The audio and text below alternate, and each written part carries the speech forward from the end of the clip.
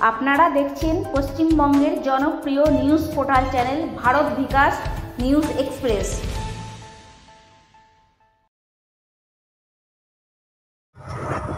Sir নমস্কার। যতটুকু আমরা জানতে পারছি যে আজকে সারা পশ্চিমবঙ্গের মধ্যে আবার ইডি হানা শুরু হয়েছে নতুন করে কলকাতা, বীরভূম জেলা এবং পুরুলিয়া জেলাতেও। জীবনকৃষ্ণ সাহা বড়োয়া যিনি বিধায়ক, তার বাড়িতেও আজকে ইডি হানা দিয়েছে এবং ইডির আসার মাত্র তিনি পেছনের দরজা দিয়ে পালাচ্ছিলেন এবং তার মোবাইল দুটি তিনি জঙ্গলের মধ্যে ছুড়ে দিয়ে পালাবার চেষ্টা করছিলেন এবং ইডির আধিকারিকরা সেই দুটি মোবাইলও উদ্ধার করেছেন। এই বিষয়টাকে আপনি কিভাবে দেখতে চাইছেন এবং কি বলতে চাইবেন? আপনার প্রশ্নটা আসলে আমি হাসবো না কি রিয়াকশান তো আমি বুঝতে পারছি না। ভোট চলে এসছে না, 2026 বিধানসভা ইলেকশন আসছে, তো শুধু ইডি এসছে, সিবিআই আসেনি এখনও। তো যাই হোক, কোনো ইডি যখন এসছে সিবিআইও আসবে। এবার ঘটনা রয়েছে, যখনই কোনো ভোটের ব্যাপার আমাদের রাজ্যে হোক, সেটা লোকসভা হোক চাই বিধানসভা হোক, তখনই দেখবেন যে ভোট পাখি যেমনি হয়, পরে পরিযায়ী শ্রমিক হয়ে পরিযায়ী পাখিগুলো হয়, সেমনি ভোট পাখির সময় আমাদের এরা আসে, এই সংস্থাগুলো, এজেন্সিগুলো, বিজেপি তাদেরকে পাঠায়, যাও গিয়ে তাদেরকে ভয় দেখাও, জুজু দেখাও, আর আমাদের আমাদের ফেভারে ভোটের ব্যবস্থাটা করাও। এটাই হচ্ছে এদের কাজ। আর কই সারা বছর তো দেখতে পাওয়া যায় না। সব তো একের পর এক বেল পেয়ে যাচ্ছে।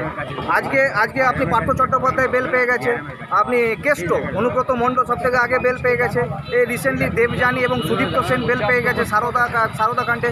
তো প্রত্যেকটাতে তো বেল পেয়ে যাচ্ছে। আরে যদি কিছু করার আছে তাহলে ভাইপোর নামে যত জমা পড়েছে, জমা পুঁজি রয়েছে সিবিআই এর কাছে, তো সেইগুলোর ওপরে কেন অ্যাকশন নিচ্ছে না? অ্যাকশন নেওয়া উচিত তো সিবিআই ইডি, কেন তাকে ধরছে না? আজকে লালা তো দিনভর ঘুরে বেড়াচ্ছে, আর জয়দেব মণ্ডল ঘুরে বেড়াচ্ছে, আজ ইমতিয়াজ বস ঘুরে বেড়াচ্ছে। এরাও তো কোথাও না কোথাও সিবিআইডি আর স্ক্যানারে ছিল, তারা কেন বেড়াচ্ছে? তো এইগুলো আমাদের পাবলিককে, আমাদের পশ্চিমবাংলার মানুষকে বিভ্রান্ত করার চেষ্টা হচ্ছে। আদার্স আর কিছু নেই। ভোট এসে গেছে, ভোট নিতে হবে, দেখুন আমরা কাজ করছি। আজ সারদাও চলে গেছে, আজ নারদাও চলে গেছে, আজকে আরজি করের ঘটনায় সিবিআই জাজ করছিল, আমাদের বোন কি অবয়া কি তার ফল পেল, তার কি জাস্টিস পেল, এটা আমরা সবাই ভালো করে দেখেছি। তাই এই সিবিআই ইডির ব্যাপারে আর এটা বলাই আমাদের জন্য বেকার ব্যাপার। রাজ্য সরকার বলছে পরিযায়ী শ্রমিকদের ফিরে আসতে বলছে 5,000 টাকা করে তাদের বলছে দেবে, যেটা সারা বছরে 5 বার 60,000 টাকা। আর পরিযায়ী শ্রমিকরা আসতেও এখানে চাইছে না, এই বিষয়টাকে আপনি কি বলছেন? আমাদের এখানে প্রথমে দেখুন 10 জন জয়েন্টে পরীক্ষা দিয়ে স্টুডেন্ট বাইরে চলে যাচ্ছে। তো যদি তারা পড়াশোনা করে যদি জানে যে পশ্চিমবাংলার হালতটা কী আছে, তো যারা পরিযায়ী শ্রমিক তারা তো কাজ করছে, কাজ করে ঘর সংসার চলে, তারা তো ভালো করেই জানে যে বাংলার অবস্থাটা কী আছে। 5,000 টাকায় ঘর সংসার চলে?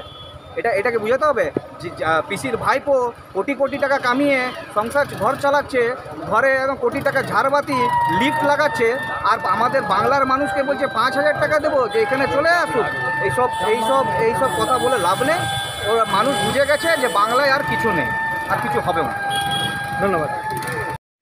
আপনি কি নিজের জীবন জীবিকার পাশাপাশি সমাজ কল্যাণমূলক কাজ করতে ভালোবাসেন এবং নিজেকে একজন সফল সমাজকর্মী রূপে দেখতে চান, কিন্তু সঠিক পরিচয়পত্র কি আপনার কাছে নেই? অনেক কিছু উন্নয়নমূলক কাজ করবার কথা ভাবছেন, কিন্তু ভেবে পাচ্ছেন না যে কোন এনজিওর সাথে যুক্ত হয়ে কাজ করবেন যেখানে আপনি ঠকবেন না? তাহলে আর দেরি না করে আজই যুক্ত হন সততার সাথে এগিয়ে চলা ভারত বিকাশ ফাউন্ডেশন ট্রাস্টের সাথে। আমাদের দেওয়া পরিচয়পত্র নিয়ে আপনি সারা ভারতবর্ষের যে কোনো এলাকার সামাজিক উন্নয়নমূলক কাজ করতে পারবেন। এছাড়াও ভারত বিকাশ ফাউন্ডেশনের নিজস্ব ভারত বিকাশ নিউজ এক্সপ্রেস নিউজ চ্যানেলও রয়েছে। তাই আর দেরি না করে আজই যোগাযোগ করুন আমাদের ভারত বিকাশ ফাউন্ডেশনের রেজিস্টার্ড অফিসে।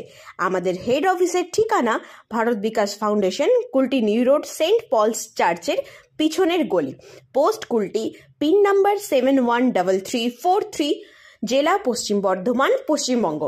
যোগাযোগ নাম্বার 9382454725 অথবা 6294899378 নম্বরে।